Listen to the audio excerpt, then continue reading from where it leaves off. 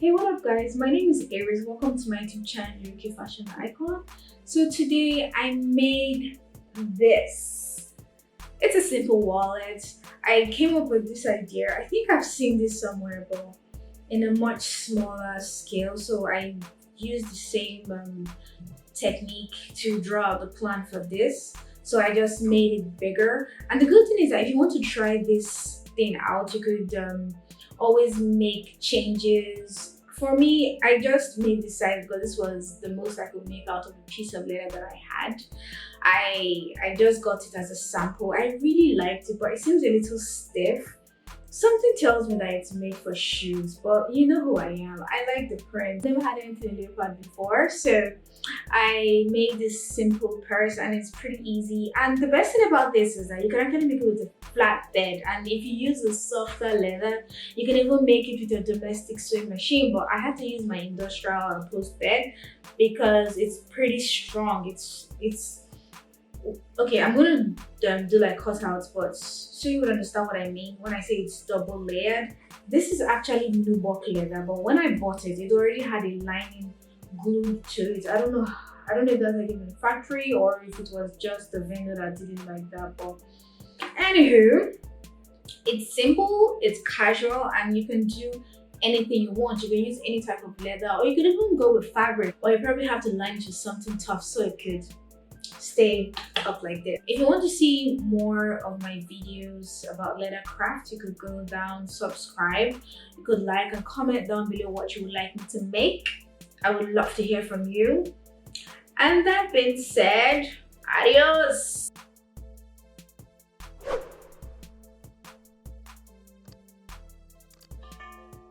So today I'm using a Nubuck leather. It seemed to have already been layered with some form of fabric, and I'm pairing that with a mini D-ring and double-sided rivets. And for the zip, I'm using the brown gold teeth zipper. So let's get started. So the measurement I used here was based on how much leather I had to work with, so I just tried to get the most out of it. But here I'm measuring 32 by 25, but I sort of left 1 extra centimeter around the edges, so when it's time to cut, I could just chop at least from that part the extra, so it's not too small or it doesn't affect anything. I'm just trying to get a good angle here, so it turns out to be a square and doesn't offset the shape of the cuts.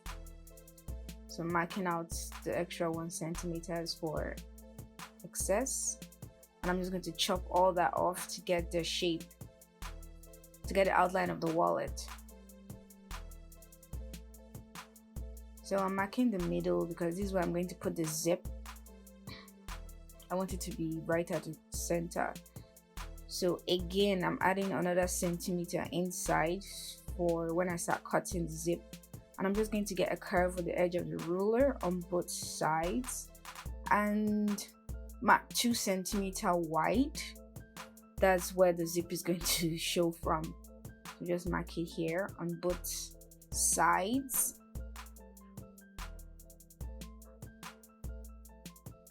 Then I'll draw it out.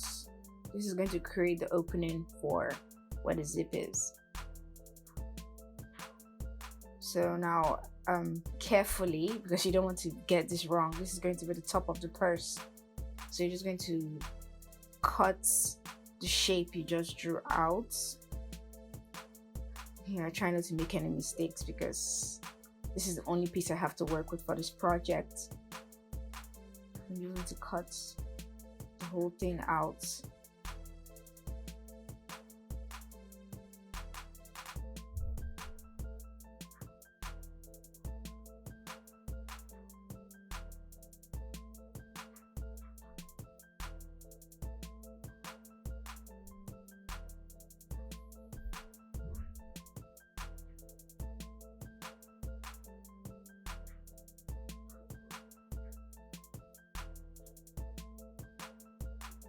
So there you have it. We got an opening for the zip. So like every other time I have to use contact glue, you have to apply it on both surfaces. So first I'm going to put it on the leather itself, and I'm going to work my way all around it. You want every point that this thing is going to join with the other piece. You want that part to be all glued up. So I'm just going to carefully apply around it, and I'm going to do the same thing for the zip. I don't want it to move around when I'm sewing. That's why I'm doing all this. If not, there would have been easier ways to do this, but you don't want to have a mistake. You want it to be as perfect as possible. So I'm going to apply the contact glue, or like it's commonly called here, Evo stick. So I'm just going to put it all around it, rub, spread it out, not too much, but enough to soak it. So I'm going to try to get the zip in the middle. Thankfully, when you leave the contact glue to air a bit, it's still sticky, but it's a little drier, so it's not messy. It just sort of sticks to itself. And I stitched it down all the way. I used black thread for the weirdest reason. Brown did not look good. So now we have the zip in place. I'm going to burn all open ends for the thread. You don't want anything sticking out. Just going to burn it, and I'm going to flip it over. Then remember the 1 centimeter we left around? That is the point I start applying the glue from. And I just do that around the frame of the entire project, not just one part. You do it on both sides because you're going to close it like a book. So you need to get it all around the frame. Just spread it on there with my flathead brush. This used to be my makeup brush. God, I miss this. So I just spread it carefully, and I find the middle again, and I just sort of lay it down on each other. And at this point, you see the purse is already taking shape, or wallet, or whatever I want to call it. So I'm just going to lay it all around and make sure it's totally secure, because you don't want the edges moving around. You want everything to be firm in one point. So I'm just going to carefully arrange this. At this point, you could see some unevenness around because it's not going to match perfectly, and that is why I have to do this. So from the 1 centimeter extra that I put, I'm going to measure half of that. That is 5 millimeters. Did I get that right? Half a centimeter.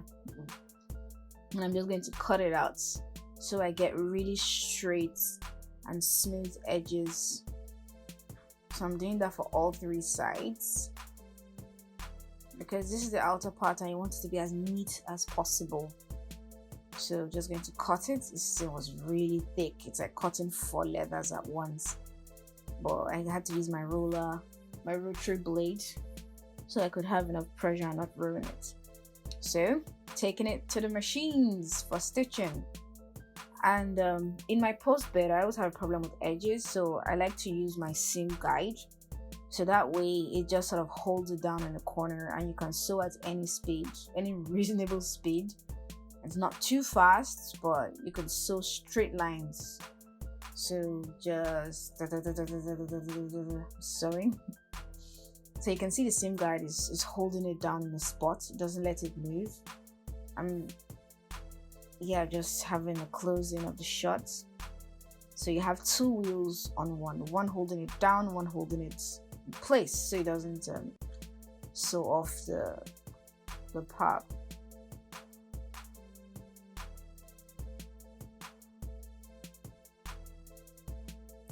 And turn. So after you've done sewing all around, the purse is looking pretty, but you still want to trim off all the threads and burn any loose ends off. You don't want it hanging around. So the piece we cut out for the zip hole, I'm gonna use that as a zip tag.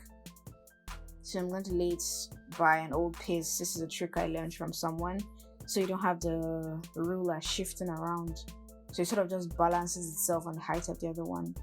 I'm just going to cut that into 2. There's something wide enough to go through the mini D-ring, so I pick the smaller one, obviously, and I just trim the tip off. This is a personal preference. There's no reason. I just didn't want it to be boxy at the edges, so I'm just going to get this thin tapered tip. No pun intended. I'm going to trim it off, and this is what I'm going to use for my zip tag. So I'm just going to stick it in the mini D-ring. I'm going to find the center, and I intentionally sort of shifted the two parts. I didn't put them right on top of each other because I wanted this flare. So putting that, I think I'm okay with this. So I'm just going to get my punch. I'm using a size 3 punch. I'm just going to put it there safe and secure, and get my rubber hammer. I'm just going to give it a few taps to open up the hole, and this is where the rivet is going to come in handy, because I didn't want to stitch, I just wanted it to be neat. So I'm going to pluck that out, and I'm going to stick the base of the rivet first, and I'm going to put the head, and I'm going to get my rivet setter. Just place it on carefully. I'm going to get my rivet setter and tap it to secure the rivets so you don't have them coming off. And so there you have it. You have a cute zip tag. I should have made a tassel, but nah, too many tassels. So I'm just going to get my plier, and I'm going to bend that loop back to secure this. So this is going to act as the zip tag. Just press it. Yes. And you have it. One cute, simple leather purse / wallet. You could make any adjustments for size or material. So there you have it.